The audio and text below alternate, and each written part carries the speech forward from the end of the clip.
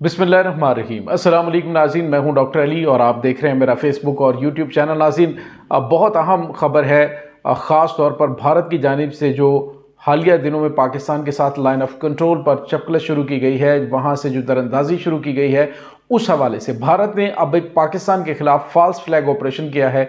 ये false flag operation क्या है, किस तरह से इसको अंजाम दिया गया और इसके बाद भारत क्या करने जा रहा है, इसकी तफसीलात आपके साथ शेयर करेंगे। जबकि दूसरी जानिब भारतीय फौज के सूबेदार को फ़लस्तीनियों को धमकी देनी और इसराइली फ़ौज के साथ मिलकर फ़लस्तीनियों को हमास के ख़िलाफ़ जंग लड़ने की धमकी देना महंगा पड़ गया। पाकिस्तान की मुसल्लह अफवाज ने उस मेजर को, उस सूबेदार को धोकर रख दिया है। वीडियो भी जारी हो गई है। वीडियो की तफसील में जाने से पहले हमारे चैनल को सब्सक्राइब कर लीजिए और बेल आइकन को ज़रूर दबा दीजिएगा ताकि हमारी आने वाली वीडियोस सबसे पहले आप तक पहुंच सकें। नाज़रीन, इस वक्त भारत चूँकि पूरी दुनिया के अंदर जलील और रुसवा हो रहा है, उसकी वजह भारत की जानिब से दूसरे ममालिक के अंदर दरअंदाजी करना, दूसरे ममालिक के अंदर दहशत गर्दाना कार्रवाइयाँ करना, और इसी वजह से अभी 2 दिन पहले कतर ने भारतीय नेवी के 8 कमांडर जो हैं उनको सज़ाए मौत सुनाई है, जिस पर भारत मुकम्मल तौर पे खामोश है, बहुत चीखला चिल्लाया नहीं है। जिस तरह से कलभूषण के मामलात के अंदर आलमी अदालत इंसाफ के अंदर भारत भागा था, अब भारत भागा नहीं, मुकम्मल तौर पे खामोशी है कि आखिर हुआ क्या था, इन्होंने किया क्या था। सिर्फ ये बताया गया कि जासूसी के इल्ज़ाम में और कुछ ऐसी सरगर्मियों में ये लोग मुलविस थे जिसकी वजह से कतर ने इनको सज़ाए मौत सुनाई है। तो नाज़रीन ने एक तरफ तो ये, दूसरी जानिब आप इसने कनाडा के अंदर आपको बताया है कि जिस तरह से एक सिख रहनुमा का कत्ल किया और उसके बाद उसका इल्ज़ाम जो मगरबी मीडिया है, उसके बाद कनाडा है, न्यूजीलैंड है, ऑस्ट्रेलिया है, अमेरिका है, बरतानिया, इन सब ने उसमें भारत को मुर्ज़ इल्ज़ाम ठहराया कि भारत जो है वो दीगर ममालिक के अंदर दहशत गर्दाना कार्रवाइयाँ करता है। नाज़रीन, पाकिस्तान तो अरसा दराज से आलमी रहनुमा है उनको बता रहा है, डोजियर दे रहा है कि भारत जो है वो खित्ते के ममालिक के अंदर दहशत गर्दाना कार्रवाइयाँ न सिर्फ करता है बल्कि खित्ते के अमन व अमान को तबाह करने के लिए दहशत गर्दों को सपोर्ट करता है। और पाकिस्तान के अंदर जितनी भी दहशत गर्दाना कार्रवाइयाँ होती हैं उसके अंदर भारत का कलीदी किरदार होता है। और अब ये उल्टा इल्ज़ामात पाकिस्तान पर लगाता है। कुछ दिन पहले भी भारत की जानिब से कहा गया जी कि सरहद पार जो है वो पाकिस्तान के अंदर तकरीबन 19 आतंकवादी कैंप हैं जो कि जी वहाँ पर पाकिस्तान उनको ट्रेनिंग दे रहा है, सरहद के बिल्कुल साथ हैं। और मुख्तलिफ़ किस्म की जो है वो भारतीय जो मकबूजा कश्मीर के अंदर पुलिस के IG उनकी जानिब से ये इल्ज़ामात लगाए। भारत की जो वहाँ पे कमांड है उसके जनरल की जानिब से भी इस तरह के इल्ज़ामात लगाए गए।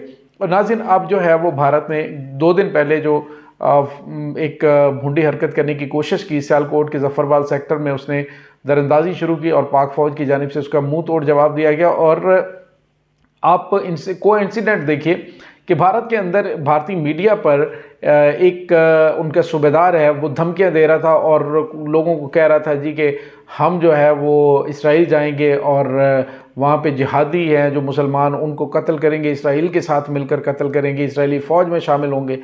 तो इस तरह की धमकियां दी जा रही थी उसकी जानिब से। लेकिन हुआ क्या कि जब जफरवाल सेक्टर में भारतीय फ़ौज की जानिब से दरअंदाजी की गई और पाकिस्तान रेंजर्स की जानिब से उसका मुंह तोड़ जवाब दिया गया, उसके बाद पाक फ़ौज की जानिब से उस बमबारी का मुंह तोड़ जवाब दिया गया, तो भारतीय तोपखाना तो न सिर्फ खामोश हुआ बल्कि वही फ़ौजी, वही सूबेदार जो कि मीडिया पर खड़ा होकर धमकियां दे रहा था कि हम जो है वो इसराइल जाएंगे और वहाँ पे हमास के जंगजुओं से निपटेंगे, तो उसके ज़ख्मी हुई और स्ट्रेचर में लेके उसको हॉस्पिटल जाते हुए उसी सेम की वीडियो जारी हुई है। तो सोशल मीडिया पे काफ़ी ज़्यादा उसका मजाक उड़ाया जा रहा है और उसका कहा जा रहा है कि पाकिस्तानी फ़ौज से तो जूते खा लो पहले, फिर जो है वो तुम फ़लस्तीन में जाना। तो नाज़रीन, एक तरफ तो ये, दूसरी जानिब भारत के अंदर भी फ़लस्तीन के मामलात हैं, उसको भी आपको बताया किस तरह से वो देखते हैं, उसको मुकम्मल तौर पे वो सपोर्ट करते हैं इसराइल को। तो नाज़रीन, अब जो सूरत हाल सामने आई है वो ये है कि भारत ने एक फास्ट फ्लैग ऑपरेशन किया है।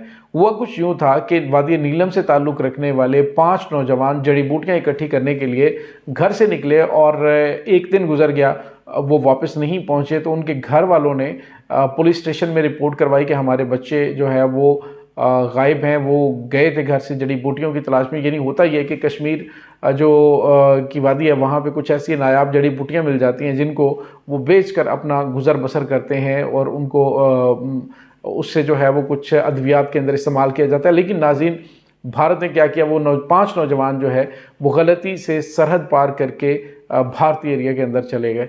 तो लाइन ऑफ कंट्रोल वो क्रॉस करके वहाँ पे भारतीय फ़ौज ने उनको पकड़ लिया। फौरी तौर पर उनके मीडिया पे टिकर चलने लग पड़े। साथ ही उन्होंने जनाब इंटरव्यूज़ देने शुरू कर दिए और कहा भारतीय मीडिया ने कि पाकिस्तान से आए हुए दरअंदाज़ों को जो है वो फास्ट फ्लैग ऑपरेशन करके तो उनको मुमकिन तौर पे अभी बहरहाल इस बारे में कंफर्मेशन नहीं है, लेकिन उन्होंने कहा जी कि पाकिस्तान से आए हुए दरअंदाज़ों को जो है वो भारतीय फ़ौज ने कत्ल कर दिया है। और ये 5 नौजवान जो कि यहाँ से निकले थे और निकल कर वो जड़ी बूटियाँ इकट्ठी करने के लिए गए थे। तो नाज़रीन, भारत की जानिब से पहले भी इस तरह के फास्ट फ्लैग ऑपरेशन के ड्रामे किए जाते हैं, जिस तरह से उन्होंने पुलवामा वाला ड्रामा किया।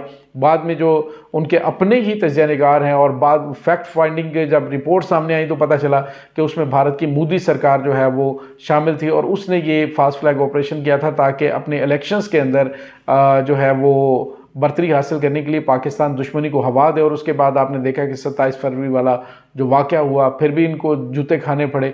इस वक्त भारत पूरी दुनिया में ज़लील और रुसवा हो रहा है। इस वक्त पूरी दुनिया के अंदर इसका घनौना चेहरा दुनिया देख चुकी है कि भारत दीगर ममालिक के अंदर दरअंदाजी करता है और इसको तरीक़ाकार इसका यही है कि ये हमेशा दीगर ममालिक पर, जैसे पाकिस्तान है, पाकिस्तान पर तो इसने हमेशा से ही इल्ज़ामात लगाने होते हैं। मुल्क के अंदर कुछ भी होता है तो उसका इल्ज़ाम पाकिस्तान पर लगा दिया जाता है। तो नाज़रीन, ने ये 5 नौजवान जो कि घर से निकले थे, होना तो ये चाहिए था कि जो इस तरह से नौजवान जो मज़दूर लोग होते हैं वो सरहद पार करते, तो पाकिस्तान ने कई चरवाहे हैं उनको वापस भेजा था, लेकिन भारत ने ऐसा नहीं किया।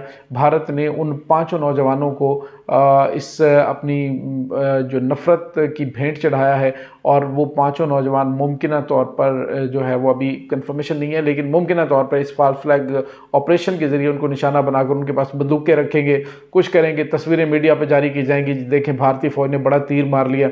हमेशा भारतीय फ़ौज जो है वो निहत्तों के ख़िलाफ़, भारतीय फ़ौज ये इस तरह की हरकतें करती नज़र आती। मकबूजा कश्मीर के अंदर देखें कि जो मज़दूर सेब जो है वो सेबों की फसल जो है वो काटने के लिए गए होते हैं, उनको पकड़ लेते हैं और फिर उनके खिलाफ जिस तरह से उन्हें दहशतगर्द बना के पेश किया जाता है। तो ये इस तरह का भारत का वतीरा है। भारत आज नहीं, अरसा दराज से ये सब कुछ कर रहा है और इसी वजह से भारत जो है वो पूरी दुनिया में बदनाम भी है। नाज़रीन, आपको ये बताते चले कि अब भारत क्या करने जा रहा है। इस फास्ट फ्लैग ऑपरेशन का मुमकिन तौर पे ये इल्ज़ाम पाकिस्तान पर लगाने के बाद कोई दरअंदाजी करने की कोशिश करता है। जैसे मैंने मॉर्निंग में एक वीडियो दी थी जिसमें आपको बताया था कि भारत की कोशिश है कि किसी तरीके से वो पाकिस्तान के अंदरूनी खलिफशार, अंदरूनी अदम इस्तेहकाम का फ़ायदा उठाकर पाकिस्तान को किसी महदूद जंग के अंदर धकेले और इस सिलसिले में वो गिलगित बल्तिस्तान और आज़ाद जम्मू कश्मीर पर हमला कर सकता है।